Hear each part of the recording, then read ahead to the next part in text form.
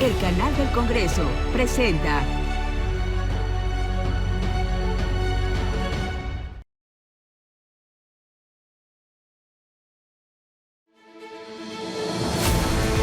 Qué gusto saludarlos en Vértice Internacional. Soy Rina Musali y estamos listos para presentarles un programa sobre la cumbre del G7 que tendrá lugar en Italia, en donde la primera ministra Giorgia Meloni recibirá a los líderes de los 7 países más industrializados del mundo, junto con el Papa Francisco y otros líderes africanos y de países provenientes de América Latina.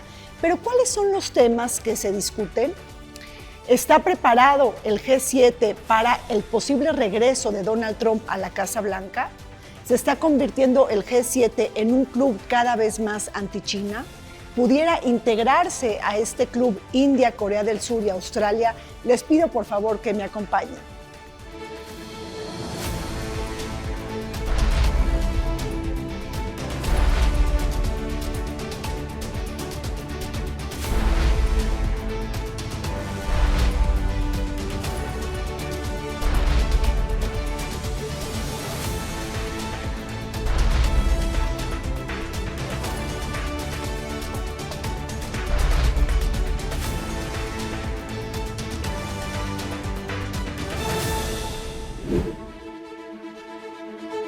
El G7 se reúne de manera anual para discutir asuntos políticos, económicos, energéticos, climáticos y de interés común para solidificar la posición occidental en torno a la gobernanza global. Bajo un diálogo informal se aborda la competencia geopolítica entre las potencias centrales y sistémicas y los grandes desafíos en materia de seguridad internacional. Pese a que no existen criterios formales para ser país miembro, Estados Unidos, Canadá, Reino Unido, Alemania, Francia, Italia, Japón y la Unión Europea comparten afinidades en torno a la promoción de valores democráticos, además de ser economías altamente industrializadas. Recordemos que Rusia perteneció al foro hasta el 2014, cuando fue suspendido tras la anexión de Crimea.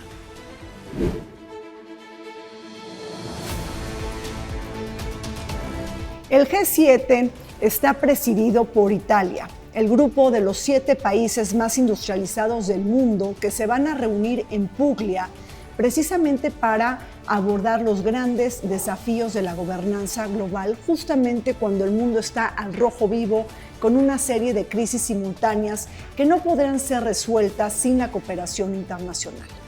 Para hablar de este importante tema nos acompañan desde la antigua garita de San Lázaro, aquella instalación militar de la era colonial, el doctor Alberto Betancourt. Él es profesor de la Facultad de Filosofía y Letras de la UNAM. Bienvenido, Alberto. Muchas gracias. Nos acompaña Luis Guacuja. Él es profesor del posgrado de la UNAM y un experto en materia europea. Bienvenido, Luis. Gracias, Rino, un gusto. Gracias. Y nos acompaña el doctor Ignacio Martínez Cortés. Él es coordinador del Laboratorio de Análisis de Comercio, de Economía y de Negocios, el LANCEN de la UNAM. Muchísimas gracias, Rina, Ignacio. muchas gracias por la invitación. Ignacio, el G7 ya no tiene el músculo económico de antes. Si lo comparamos hace 3 décadas, hoy tiene el 26% del PIB global y antes tenía casi el 70%. Estás mirando un debilitamiento irreversible de este grupo de los 7 países más industrializados del mundo. Sí, es muy importante tu observación si tomamos en consideración cómo surge y cuándo surge el famoso G7, que surge a raíz de la crisis del petróleo en el 73, que por supuesto hubo en Medio Oriente, y es ahí donde quizá habría que ubicarnos en ese año con relación a los actores políticos y económicos que había en ese momento, y pues estábamos en plena Guerra Fría, ¿no? Con relación a lo que tenemos hoy, pues tenemos un actor muy importante que no participa, pero que está presente en las reuniones del G7, que es China. Con relación a lo que tenemos hoy día, como bien precisas en la introducción, en cuanto a los temas relevantes del G7, ya no es estrictamente la parte bélica de la Guerra Fría, sino tenemos ahora otros contextos, como es la parte referente a la desaceleración económica o bien el conflicto que está presente, que es el de Ucrania. Claro. Ahora, Luis, ¿tú estás viendo un G7 renovado, reposicionado o precisamente tiene una crisis de identidad? Bueno, yo creo que hay una crisis, pero global, ¿no? Es un mundo muy complejo, un mundo amenazado, un mundo fragmentado, un mundo que además de todo tiene una carencia importante de liderazgos. ¿Sí? Y esa es la crisis que también, porque sobre todo esta crisis de liderazgo tiene que ver con una crisis de valores, sobre todo en Occidente, ¿no? Al final los ejes de rotación de la geopolítica, ¿no?, se han desplazado. Sí, ya el G7 ya no representa económicamente lo que representaba, pero tenemos a unos BRICS ampliados que ahora representan cerca del 40% del PIB global, ¿no? O sea, han rebasado, digamos, al G7 en este sentido. Pero además, si vemos quiénes son los líderes del G7 hoy, que se están tambaleando, que los van a echar a patadas en las próximas elecciones. A Trudeau, muy probablemente a Biden, a Macron, ¿no? Ese es un G7 con una fragilidad muy, muy importante, ¿no? Y bueno, pues las respuestas faltan. Ya desde la pandemia vimos cómo fallaron los sistemas de previsión a nivel nacional, pero también a nivel organizaciones internacionales. Y lo vimos también con la invasión rusa a Ucrania, ¿no? La reacción internacional fue demasiado tardía. Y ahora con el tema de Israel y estos juegos, ¿no?, de la justicia internacional, y no hay que hacerle caso, hay que quemarla, ¿no?, un ejemplar de la Carta de Naciones Unidas, en fin, una afectación justamente a este sistema mundial basado en reglas. Bueno, sí, ¿y quién las cumple? ¿Y cómo y cuándo? Este es el escenario donde está el G7, que digamos, y veremos qué sucede, ¿no? Pero en estas distintas crisis, pues, que no son ajenas al G7. ¿Lo ves asfixiado al G7? Pues mira, a mí me gustó mucho, Rina, que iniciaras con este dato que nos habla de la contracción del poder económico del G7 a lo largo de estos últimos 40 años. Uh-huh. ¿Cómo ha cambiado el mundo en las últimas décadas? Ya casi 5 décadas de G7, y cómo pues estamos ante una nueva realidad geoeconómica y geopolítica, y estamos ante un grupo que está haciendo hasta lo imposible por contener el poder político en condiciones en las que ya no tiene el mismo poder económico. Digamos que lo que estamos viendo a grandes rasgos, yo coincido con lo que han dicho mis colegas, es una especie de cenit del poder de las grandes potencias centrales que están perdiendo poder, y estamos viendo el orto, el ascenso de la gigantesca potencia económica china, acompañado de los países del BRICS. Este dato que daba Luis, que es muy ilustrativo, ¿no? Casi ahora estamos hablando del 40% del Producto Interno Bruto de las potencias emergentes. Ese cambio en la realidad económica no se ha dado en las estructuras de gobierno de la gobernabilidad mundial. Pero eso vuelve esta cumbre muy peligrosa, porque justamente estamos ante una élite económica que no tiene la solvencia política, y yo diría que quién sabe si la templanza, para hacer frente a esa nueva realidad. Yo creo que el tema principal de la cumbre ahora pues es el calentamiento de las relaciones internacionales, el peligro de una conflagración mundial. Lo digo pues desde luego con una enorme preocupación, no creo que se pueda frivolizar ese tema, y en ese contexto pues creo que la cumbre se vuelve muy relevante, y que los países del sur y los ciudadanos del mundo tenemos que estar muy atentos y ser muy exigentes. Claro. Ahora, estás viendo, Ignacio, un G7 exclusivo, excluyente, pero que de alguna manera pierde potencia económica, pero sí tiene todavía la capacidad de tomar decisiones en la geopolítica global, es decir, sí tiene dientes en la geopolítica global. Poco a poco los ha ido construyendo, ¿no? Sin duda es un club totalmente elitista, exclusivo, y que invita según el momento, ¿no? ¿Qué es lo que tenemos ahora en esta parte del G7? Estamos teniendo a países de los supuestamente más industrializados o de renta alta con una desaceleración. Por ejemplo, Alemania es de los países del G7 que tuvo en 2023 un crecimiento negativo. Para 2024 apenas estará llegando a 1.3%. Se espera que para 2025 tenga un ligero crecimiento con relación a 2024. Y hay elecciones en Alemania en 2025. Que es ahí donde a lo que voy. Sobre esta desaceleración que estamos teniendo en 2024, y de los 7 países del famoso grupo del G7, el único que está teniendo un crecimiento es Japón. ¿Sí? Entonces, en este aspecto, habría que ver cómo es que el G7 se enfrenta a 2 países que recientemente tuvieron elecciones, que es la parte de Rusia, por ejemplo, y China hace un año. Es decir, como decía Luis hace un momento, en tanto que los líderes del G7 en sus respectivos países van de salida, del otro lado, pues estamos teniendo un fuerte posicionamiento de países que están totalmente rivalizando con el G7, que es la parte de los BRICS, por ejemplo. Claro. Ahora, hace rato comentaba Luis precisamente, bueno, todos hemos comentado sobre el debilitamiento del G7, pero ¿a quién invita Giorgia Meloni, la primera ministra de Italia, a esta cumbre? Me parece que es muy sintomático, hay mensajes políticos. ¿Qué países están invitados y por qué, Luis? Sí, algunos líderes mundiales, ¿no? El Papa Francisco, que por primera vez va a estar en una cumbre del G7. Luego llama la atención, ¿no? Milei, ¿no? Ya confirmó Milei. Sí, y no sé si por esta afinidad, ¿no?, con Meloni más cercana a la extrema derecha, ¿no? Países africanos, la propia Unión Africana está invitada.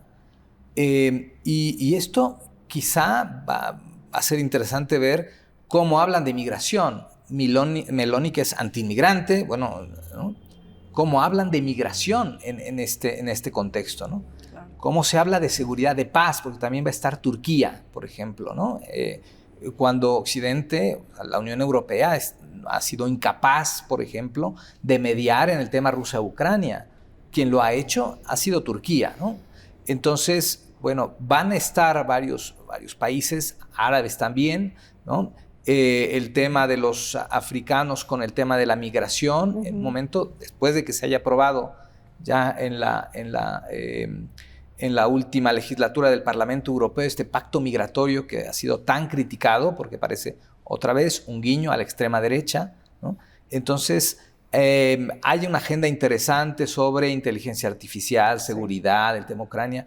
Pero sí llama la atención los actores, porque mientras Europa está hablando de guerra y de armarse más y de aportarle más a Ucrania para que se defienda de Rusia, bueno, pues, ¿qué va a decir el Papa Francisco al respecto? ¿Qué va a decir Turquía? Me parece que esa parte va a ser muy interesante. ¿Qué se espera de la visita del Papa Francisco a esta primera cumbre del G7, Alberto? Bueno, yo coincido con la idea de que Giorgia Meloni ha hecho una lista de invitados que tiene claramente un guiño ideológico, por ejemplo, cuando invita al presidente de Argentina. No hay que olvidar que Giorgia Meloni viene de un partido, Hermanos de Italia, que es un partido que tiene sus raíces en la ocupación alemana del norte de Italia. Ahí nace esta formación política. Ella habló, a mí me impresionó mucho, yo no pensé que eso fuera posible. Ella habló en su calidad de nueva presidenta del grupo del G7, de la reconstrucción del Mare Nostrum. Pero no se refiere solamente al Mare Nostrum del Imperio Romano, se refiere al Mare Nostrum que era una de las consignas de Benito Mussolini y que es un término que causa escozor en Italia. En ese contexto, invitar a un representante de la ultraderecha como es el presidente de un país hermano como es Argentina, que es el caso de Milei, que es una expresión de esta ultraderecha, me parece sumamente peligroso. Yo espero, eso sí, que la presencia, por ejemplo, de Sudáfrica, que ha jugado un papel tan importante denunciando el genocidio que se está cometiendo en Gaza y que nos habla de las aportaciones que puede hacer el continente africano a la restauración de la paz y a impedir un crimen que a todas luces no tiene ninguna justificación. Espero que esa presencia atempere un poco esa influencia de la ultraderecha, y lo mismo podría decir de la presencia de la canciller de Brasil. El presidente Lula da Silva pues ha sido un activo promotor de la paz, yo creo que es una de esas fuerzas que pueden servir de interlocutoras con la Unión Europea y en este caso con el G7 para tratar de evitar una conflagración que lamentablemente se ve cada vez más cerca y que tenemos que conjurar. ¿Por qué hay que insistir mucho? Sí se puede conjurar, no es imposible evitarla, pero digamos que cada vez se vuelve más inminente. No, y ahí tuvimos el asesinato de Robert Fico hace 3 semanas en Eslovaquia, ¿no? Dentro del marco de las elecciones a la Unión Europea, un atentado. Y bueno, sí, Ignacio, ¿estás viendo un momento de preguerra tal y como lo está diciendo Alberto? ¿O cómo estás visualizando lo que pasa en el mundo? Sí, sin duda los tambores están batientes, ¿no? Vemos cómo se autorizó recientemente por parte del Congreso estadounidense de los 100,000 millones de dólares que se le autorizó a Biden, ¿no? Una fuerte partida está hacia Ucrania, ¿no? También el que Alemania haya aceptado que se refuerce con armamento a Ucrania, es decir, está presente cada vez más este tema bélico en el G7 y sin duda, como bien señala Luis y Alberto, será interesante ver a figuras que están en el otro grupo totalmente en posturas distintas al G7. Por ejemplo, tenemos ahora a Brasil que preside el G20 o India que también va a estar presente y que tiene una fuerte relevancia en el G20, ¿no? Entonces, veremos esta situación de cómo es que estos líderes de los países de renta alta vis-a-vis los países de renta media tienen estas reuniones y será interesante ver los temas que se aborden, no el consenso. Ahora, pero estos actores políticos, nombres de países que están ustedes los tres comentando, está reflejando, pues este reclamo, son todos países del sur global. Y ahí están siendo muy codiciados por esta rivalidad entre Washington y Beijing. ¿Así lo entenderías, Luis? Sí, bueno, sí, porque ha habido un abandono, se vio desde la pandemia, ¿no? El abandono de Estados Unidos y de Europa respecto a África, respecto a América Latina, ¿no? Y quienes llegaron, o cuando menos supieron comunicar mejor. China y Rusia, ¿no? Supieron acercarse de mejor manera. Y los reclamos de Occidente es con relación a los valores democráticos y los modelos democráticos. Sí, pero es que ahora Occidente se está alejando de esos valores, ¿no? Ahora en esta nueva legislatura que va a empezar del Parlamento Europeo, que implica la renovación de distintos cargos, como el de la presidenta de la Comisión Europea, que ha coqueteado con la extrema derecha de Meloni, con la extrema derecha de Vox, porque muy probablemente los necesitará sus votos para reelegirse. Son fuerzas de extrema derecha con presencia en el Parlamento Europeo, pero son atlantistas, ¿no? Y eso parece que es ahora la prioridad. Y los valores europeos, los otros, bueno, pues los podemos dejar debajo de la alfombra. Y me parece que esta es una crisis también muy importante que se va a ver, ¿no? Va a haber varios cara a cara, ¿no? Insisto, son una suerte de también líderes, varios de ellos líderes zombies, ¿no? Porque, bueno, se van varios de ellos. Bueno, sí, Rishi Sunak con las elecciones. Patos cojos, ahora, ¿no? sí, muchos que están ahora, pues no estarán el próximo año. Es cierto. ¿No?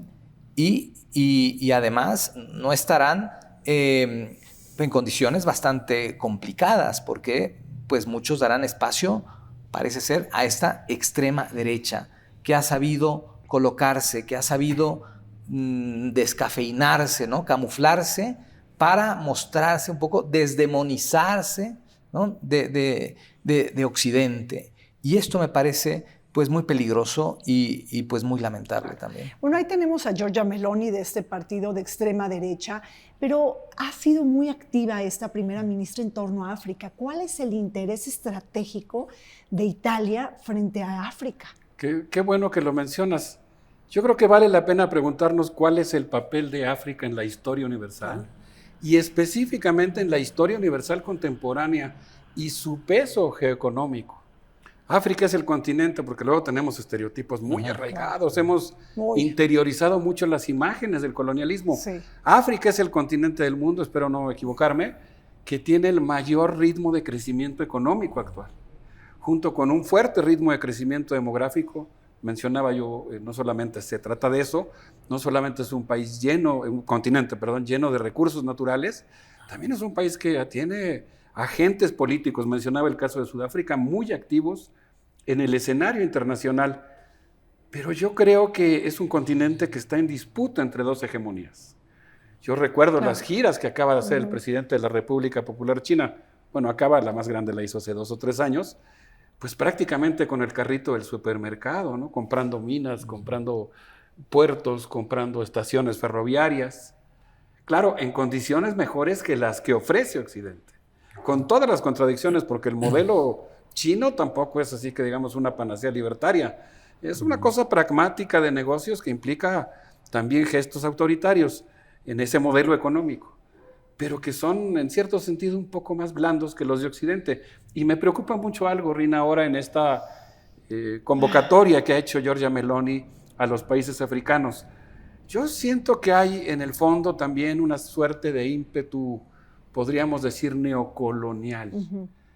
Déjenme decir que, por cierto, y me da mucho orgullo poderlo decir en el canal del Congreso, que podemos, al mencionar ese término, hacer un homenaje a Kwame Nkrumah, el primer jefe de Estado de color, negro, que además fue el primer jefe de Estado africano, negro, que tomó la palabra en la Organización de Naciones Unidas. Y él acuñó este concepto de neocolonialismo y lo hizo para referirse justamente al hecho de que después de que los 53 países de África que obtuvieron su independencia después de la Segunda Guerra Mundial, pues estaban siendo sometidos a presiones extraordinarias colectivas por parte de la Unión Europea.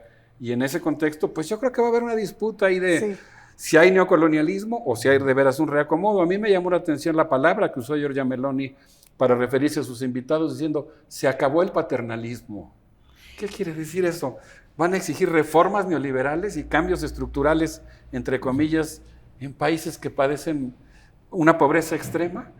O sea, ¿van a aplicar prácticas neoliberales? ¿Van a pedir mejores condiciones para las empresas europeas? Qué preocupante. Pero están buscando también un hub energético, que Italia sea como un nodo energético para que se contenga la migración africana y además que Europa pueda diversificar sus fuentes de energía.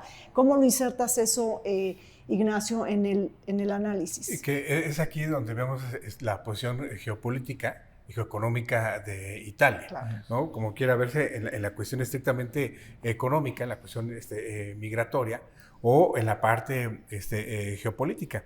Y aquí en este rol con África juega un papel relevante el caso de China. ¿En dónde lo vemos? En una cooperación en infraestructura. A diferencia de Estados Unidos o a diferencia de Reino Unido, ¿no?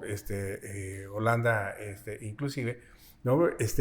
Donde tienen esta posición del Consenso de Washington, digamos, ¿no? En tanto que China llega con esta parte de la cooperación digital en infraestructura financiera, obviamente con los intereses de su poder nacional, sin duda.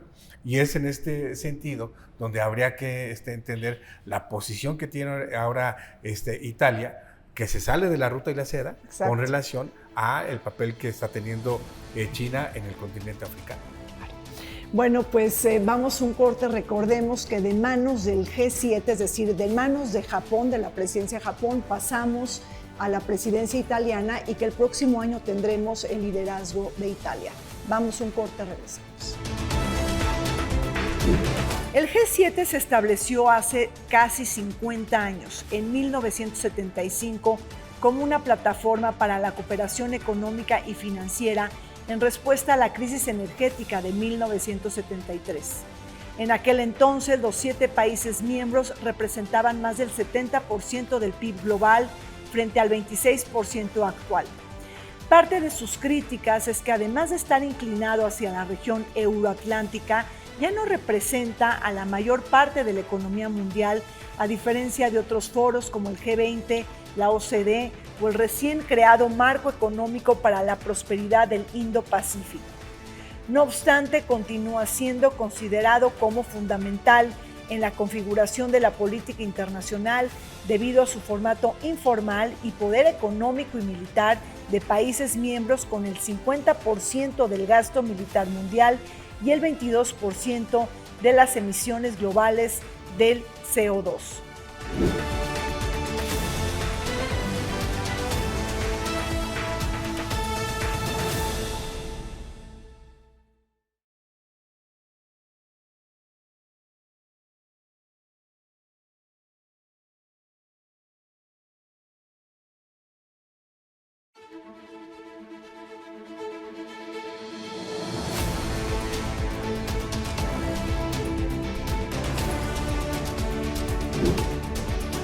Italia preside los trabajos del G7.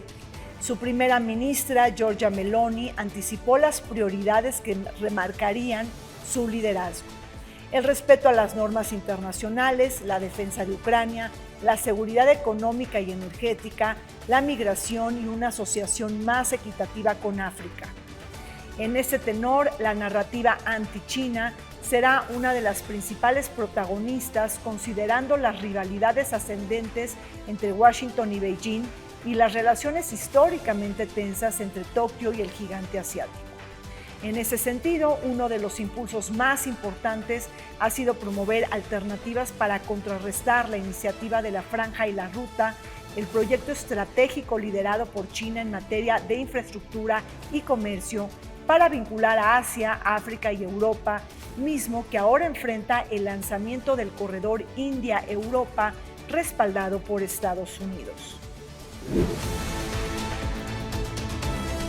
Pues seguimos adelante descifrando las claves de la cumbre del G7 en Italia. Luis, ¿ves un G7 ampliado, quizá de un G7 a un G10, en donde se puede incluir, por ejemplo, a países tan importantes como Corea del Sur, Australia y la misma India?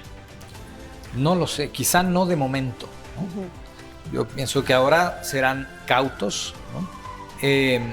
Este mismo tema de liderazgo, pero también estas diferencias que hay, ¿no? Dentro de la propia Unión Europea, ¿no? Si la extrema derecha no solo es una cuestión de ganar posiciones, sino de ganar agenda, van a impedir muchos temas, y uno de los temas que van a obstaculizar va a ser el de la ampliación, ¿no? Bueno, esto en la Unión Europea. En el G7, ¿qué tan fácil va a ser decir, vamos, incorporar a la India? No estoy seguro que haya mucho consenso, ¿no? Entonces yo de momento veo que va a haber cautela. Ya pasaron las elecciones al Parlamento Europeo, pero vendrán los relevos de los líderes, ¿no? De Comisión Europea, Consejo Europeo, y después vendrá el relevo en la OTAN. Y después vendrán las elecciones en Estados Unidos, con la cada vez más cerca posibilidad de que regrese Donald Trump a la Casa Blanca. Entonces yo creo que aquí va a primar mucho la cautela y la expectación, porque un Trump en la Casa Blanca, pues otra vez puede llegar a dar manotazos en distintos tableros y cargarse los acuerdos a los que se haya llegado. Entonces yo creo que de momento mucha cautela, pero sí hay una exigencia de un reacomodo, ¿no? Indudablemente. Claro. Y en este reacomodo del que habla Luis, Ignacio, de imagínense un G10, pero más Rusia, eso es lo que podría buscar Trump. Y eso también cambia toda la correlación de cómo estamos entendiendo el mundo. ¿Lo ves posible? Hay dos figuras que es muy importante mencionar. Uno, el grupo AUKUS, claro, entre Reino Unido, Australia y Estados Unidos, pero ahí choca Francia con relación a la fricción que hubo entre Francia y Estados Unidos por la interrupción de la venta o construcción de los submarinos a Australia. Y el otro grupo es el Quad, ¿no? Donde ya está Japón, India y Corea del Sur con relación a Estados Unidos. Es decir, ¿qué tanto conviene la ampliación del G7 cuando Estados Unidos ya tejió alianzas con los posibles nuevos miembros, ¿no?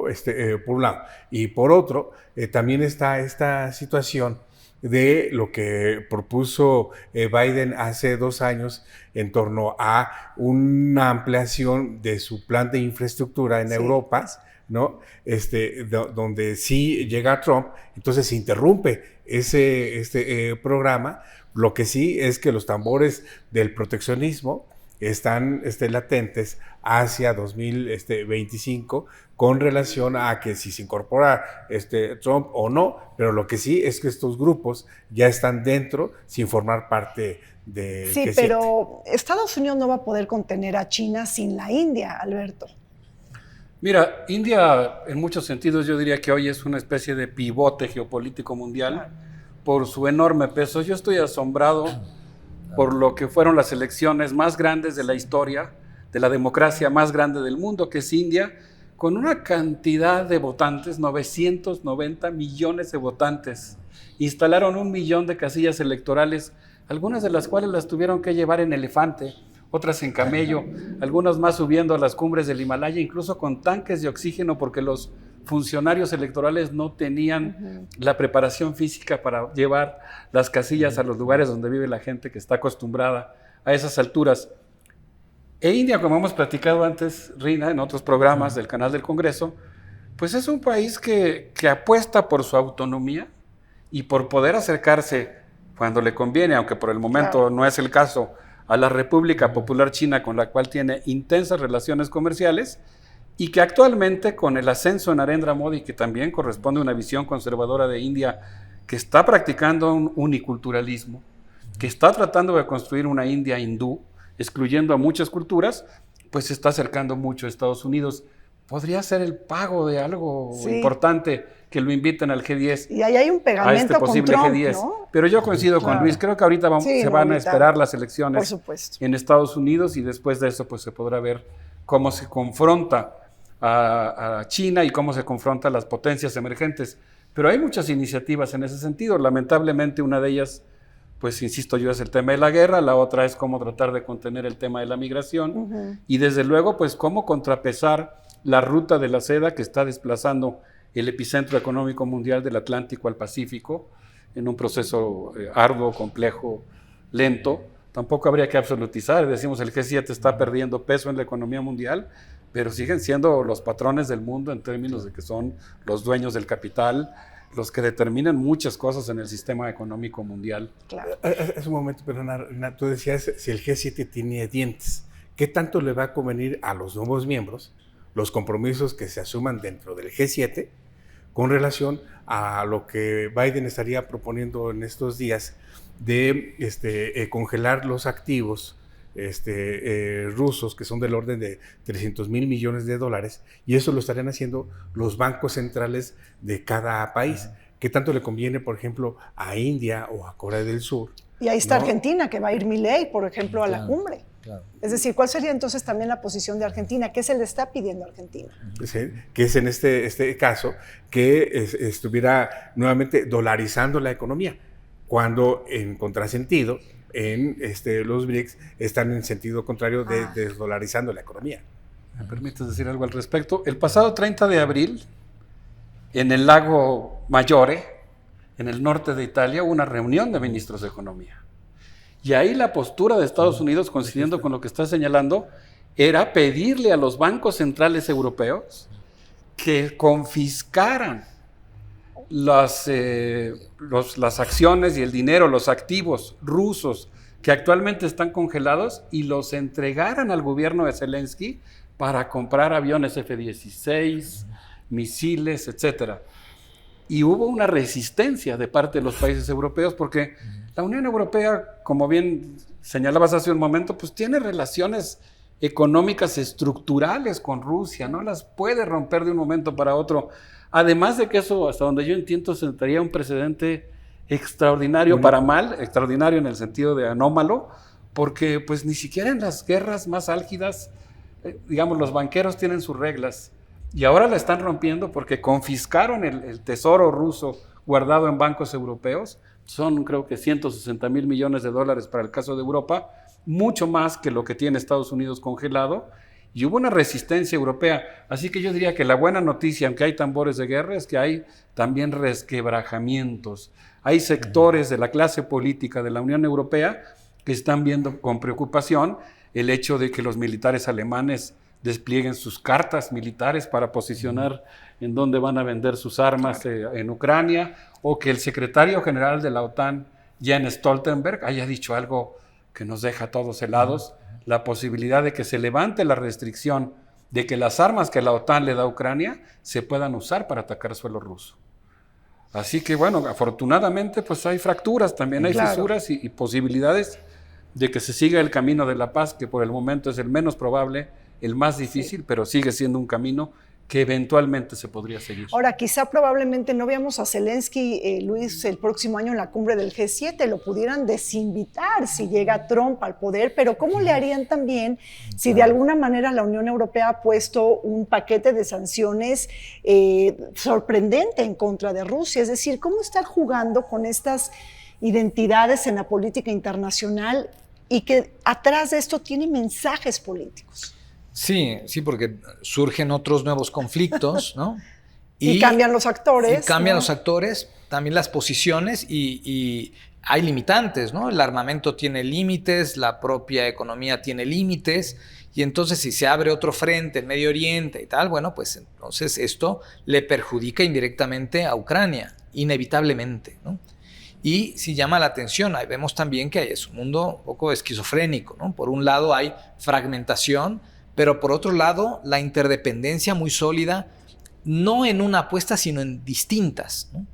O sea, los países tienen ya cada vez más opciones, ¿no?, de acercarse económicamente o políticamente, y también pues hay una suerte de esta esquizofrenia muy de Occidente ahora, ¿no? Antes o tradicionalmente o históricamente lo que unía a Europa era la paz, y parece que lo que la está uniendo ahora es las posibilidades de guerra, ¿no? Entonces, esto tendrá consecuencias y lo veremos, o sea, con todos estos cambios que vienen y un reposicionamiento y una sacudida necesaria al sistema internacional. ¿Qué hacer con Naciones Unidas? Claro, la pérdida de relevancia de Naciones Unidas. Ahora, ¿podríamos entender la política internacional como un juego de espejos y contraespejos? Por ejemplo, Ignacio, la franja de la ruta y de la nueva ruta de la seda, la iniciativa de la franja y de la ruta, que está siendo contrapesada ahora por una iniciativa de Occidente para construir y desarrollar infraestructura, es decir, todo el tiempo es un juego de espejos y contraespejos, por así decirlo. Así es, cuando llega Biden a la oficina oval, una de sus primeras propuestas fue impulsar una iniciativa para poder hacer contrapeso a la ruta y la seda de China, ¿no? Que poco a poco ha ido ahí caminando, pero que el conflicto de Ucrania detiene esa iniciativa. Sí, está presente, pero en términos presupuestales, por lo menos en el Congreso de Estados Unidos, no ha avanzado. Hay una máxima presupuestal. Pero la detiene, la incentiva. Prioridad que no se refleja en presupuesto no es prioridad. Está temáticamente en términos geopolíticos, pero no tiene recursos. Claro. Ahora, ¿cómo estás viendo, Alberto, este juego de espejos y contraespejos en la política internacional? ¿Es una manera de entender más fácilmente lo que pasa en este mundo tan complejo? Bueno, preguntabas hace un momento. O sea, ¿cómo simplificar para que los que nos acompañan también entiendan y podamos pues activarnos en lo que pasa en el mundo? Bueno, lo primero que yo diría pues es que en algún sentido estar presenciando la historia contemporánea en tiempo real es un proceso fascinante, ¿no? Sí. ¿Cómo no se va uno a asombrar? En eso yo creo que Ignacio tendrá mucho que decir, Luis también, yo lo veo más lejanamente, tengo menos conocimientos de economía, pero pues cómo no asombrarse ante lo que se acordó en la cumbre del G7 en Hiroshima. Esta alianza estratégica de creación de corredores industriales que van a estar conectados y que van a implicar pues una especie de reingeniería de la planta productiva mundial. Yo así no puedo más que remitirme a una lectura así de los clásicos como El Capital y pensar cómo se arman las fábricas y lo que decía el gigante de Treveris, Marx, en uno de los capítulos en los que habla del surgimiento de la industria, ¿no? La formación de una industria global. Porque cuando uno ve proyectos como el que lanzó Joe Biden. Estoy completamente de acuerdo en que después ya no tuvo dinero para apuntalarlo, pero cuando uno ve un proyecto de la envergadura como conectar Maputo con Balvis, así por ejemplo trazar un ferrocarril que vaya desde Mozambique hasta Namibia, pasando por Botswana, como un ejemplo de los 17 segmentos, digamos, a la manera del Tren Maya, por decirlo de alguna manera, no son trenes, son megaproyectos que implican reordenamiento territorial, Exacto. refuncionalización del espacio. Pero pues ahí estamos viendo el duelo en tiempo real, claro, entre un proyecto que se ha ralentizado, el de la Ruta de la Seda, que ha encontrado muchos obstáculos.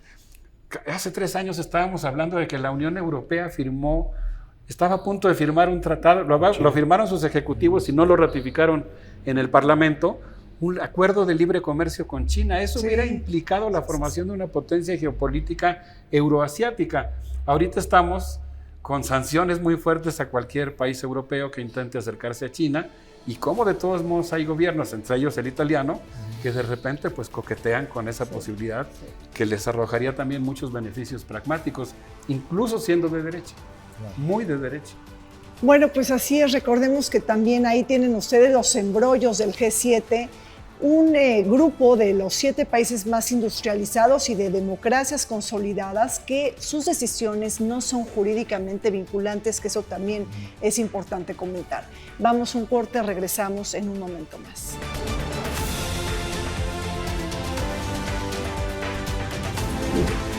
En la cumbre de este año participarán los líderes de 7 estados miembros del bloque, más los 2 representantes de la Unión Europea, Charles Michel y Ursula von der Leyen, como presidentes del Consejo y la Comisión Europea.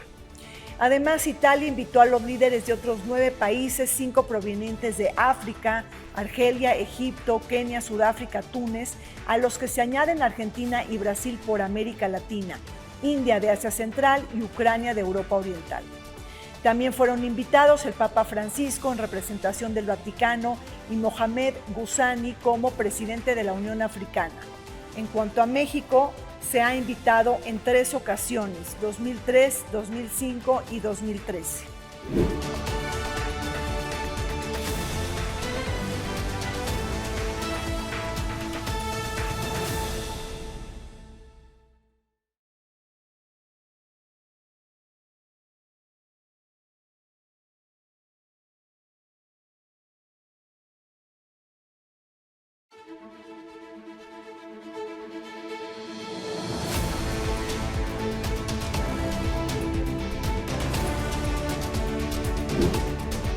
El G7 está en alerta ante el posible regreso de Trump a la Casa Blanca. Resistir los embates de una segunda presidencia de Trump le quitan el sueño a la Unión Europea, quien ha visto crecer en su seno los partidos nacionalistas y de extrema derecha que abogan por una menor ayuda a Ucrania. Como reflejo de sus preocupaciones geopolíticas, el G7 evalúa la posibilidad de incluir a Australia, India y Corea del Sur, países aliados del mundo occidental, al mismo tiempo de acercarse a distintos países de África. No en vano, la primera ministra Giorgia Meloni invitó a Egipto, Sudáfrica, Túnez, Argelia y Kenia a participar junto con la Unión Africana. Brasil y Argentina figuraron en la lista de invitados y sobre todo el Papa Francisco será quien acudirá por primera ocasión a una cumbre del G7 a propósito de poner toda su atención en los riesgos que presupone la inteligencia artificial. Comentando sobre los grandes desafíos que enfrenta el G7, ahora este grupo de los países más industrializados del mundo, 7 economías que estarán participando en Puglia, Italia. Luis, México ha sido invitado a participar en las cumbres del G7 en 3 ocasiones, pero ¿por qué en el 2024 no fuimos requeridos? Bueno, yo creo que las circunstancias, ¿no? También los cambios de gobierno, los procesos electorales y la cautela quizá, sobre todo, ¿no? Y también las afinidades, ¿no? O sea, no es casualidad que Meloni invite a Milei, no es casualidad, ¿no? Y México, bueno, también participa, bueno, está este coqueteo con los BRICS, pero también México es parte de MICTA, por ejemplo, ¿no? Claro. De otros espacios, ¿no? La propia CELAC, ¿no? También, digamos, estos foros como el propio G7 informales, ¿no?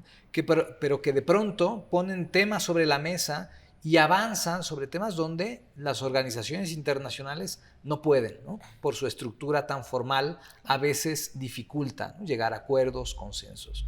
Pero esto yo pienso que tiende a modificarse, porque hay agendas muy claras, ¿no? Está el tema del cambio climático, de la transición energética, que está ahí como una amenaza que estaba desde antes del tema de la pandemia y durante la guerra en Ucrania, pero que está ahí y es una amenaza real, ¿no? Creciente, que se debe atender en todos los espacios, ¿no? Y los liderazgos quizá tenderán a cambiar, porque las posiciones ahora también estamos en esa inestabilidad, ¿no? Los péndulos ideológicos ahora se mueven con más intensidad, ¿no? Hacia un lado y hacia el otro. Y esto puede cambiar las agendas, ¿no? La propia agenda europea, regresando al tema, la extrema derecha va a frenar la agenda climática en la Unión Europea, va a frenar los presupuestos, ¿no? Y algo le tendrán que conceder si es que va a refrendar, digamos, la reelección de la presidenta de la Comisión ¿Está en riesgo el Pacto Verde Climático en la Unión Europea? No creo que esté en riesgo, pero sí también creo que llevará, y ya lo está llevando, un cierto proceso de ralentización, o sea, de alentamiento, ¿no? Porque también varios países han dado un pasito para atrás, porque hasta cuándo realmente se sostienen las sanciones que no han sido muy eficaces hacia Rusia, la dependencia energética, el buscar otras alternativas, ¿a qué costo? ¿No? Todo esto tendrá que plantear nuevos escenarios, nuevas perspectivas y también pues nuevos derroteros. Claro. Sin duda. Ignacio, México no está invitada a participar en esta cumbre del G7, Brasil y Argentina sí. Somos 15ª economía del mundo, somos la segunda latinoamericana. ¿Qué lectura tienes de esto? Aquí sí participamos con relación a los temas que hemos expuesto, estarían comprometiendo fuertemente a México, de manera particular con dos actores que hemos mencionado, ¿no? Rusia y China. Sí. Sin duda van a salir de esta reunión del G7 fuertes sanciones contra Rusia, pero de manera bilateral, ya sea Estados Unidos o la Unión Europea, han impuesto sanciones hacia China. ¿Qué tanto le conviene a México, ¿sí?, hacer eco de esas sanciones? Entonces, creo que aquí más vale estar en este momento tras bambalinas, claro, ¿no? Y no comprometerse con relación a lo que vamos a tener en los próximos 6 años en política exterior. ¿Estás de acuerdo que en materia de política exterior en estos momentos nos conviene estar tras bambalinas o ser un actor que tenga presencia en estos diálogos internacionales? Yo creo que México se encuentra en un momento de una enorme presión estadounidense en términos de su agenda internacional. Dicen los buzos que cada 5 metros de profundidad aumenta una atmósfera. Yo creo que en este último gobierno, el gobierno mexicano ha estado sometido a un aumento de 3 o 4 atmósferas de presión por parte del Departamento de Estado y del gobierno norteamericano. La presión es extraordinaria. Cuando tú me haces esta pregunta, Rina, yo inmediatamente tengo en mente la visita de los delegados del Congreso de los Estados Unidos a Palacio Nacional exigiéndole al presidente Andrés Manuel López Obrador que le dirigiera una carta al presidente de la República Popular China exigiéndole que suspendiera las relaciones comerciales, no exactamente así, pero que tomara las medidas para evitar que siguiera llegando fentanilo a México. ¡Qué osadía! ¡Qué intervencionismo tan fuerte! En ese contexto de presión, yo celebro muchísimo que el gobierno mexicano ha mantenido una actitud completamente firme de consecuencia con su vocación pacifista. Y yo creo que en esos términos, respondiendo puntualmente a la pregunta que me hace Rina, yo creo que México tiene una enorme responsabilidad y puede tener un enorme peso en la política planetaria si se mantiene en la línea de lo establecido por su Constitución y si se mantiene en el espíritu del Tratado de Tlatelolco como un promotor del desarme nuclear en primer lugar, pero que se puede extender también al desarme en general. Yo creo que México hoy está llamado a jugar un papel fundamental y creo que lo está haciendo. La política internacional también mexicana es compleja, hay matices, hay diferentes aspectos, claro, pero en términos de la guerra en Rusia, entre Rusia y Ucrania, en términos de la masacre que se está cometiendo en Gaza por parte de las Fuerzas Armadas israelíes. Y en otros asuntos yo creo que México ha jugado un papel que pues es toda una alternativa y yo diría un faro resplandeciente en términos de los valores que queremos que rijan este planeta. La tiene difícil, obviamente, porque hay fuerzas muy difíciles, hay un, digamos, descontrol pasional en el mundo que podría irse hacia el otro lado. Claro. Yo pensaba, para terminar mi intervención, en el encuentro que tuvo Giorgia Meloni con los integrantes del G7 en la Catedral de Santa Sofía en Kiev. Es una catedral que se fundó en 1053, la construyó Yaroslav el Sabio, y ahí se construyó la biblioteca más antigua de Rusia, que hoy tiene, por cierto, la cuarta biblioteca más grande del mundo. Pues ahí estaba el temor de la guerra, el hecho de que se convirtiera una iglesia en un cuartel militar. Qué triste, pero por otro lado, pues estaba latiendo, yo creo, también el espíritu de esa biblioteca, que es una Ucrania pluricultural, cruce de caminos entre Oriente y Occidente, entre la zona escandinava y África, pues el otro polo de las posibilidades de la historia. No, bueno, y ahí está toda la discusión de si Ucrania va a ingresar o no a la Unión Europea. Muy complicado, es una respuesta que tiene que ver con la geopolítica y si se debería de mantener como un país neutral para no caer en estos en estas esferas de influencia. Pues muchísimas gracias a estos grandes invitados que nos acompañan, a Luis Guacuja, Alberto Betancourt y a Ignacio Martínez Cortés por estar con nosotros. Vamos a un corte, regresamos en un momento más.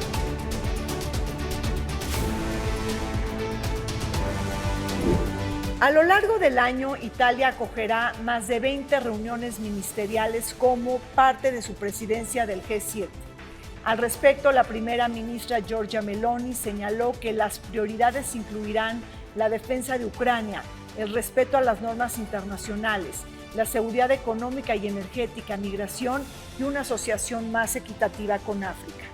Se espera que en la cumbre de líderes también se pronuncien sobre la implementación de la Asociación para la Infraestructura y la Inversión Global, la respuesta del G7 a la iniciativa de la Franja y la Ruta de China, además de abordar los peligros que plantea la inteligencia artificial. A finales del año, Italia pasará la presidencia del bloque a Canadá.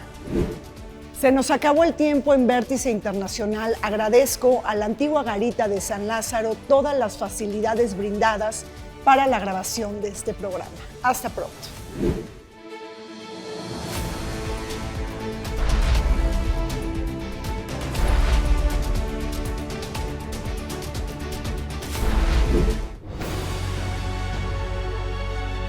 El canal del Congreso presentó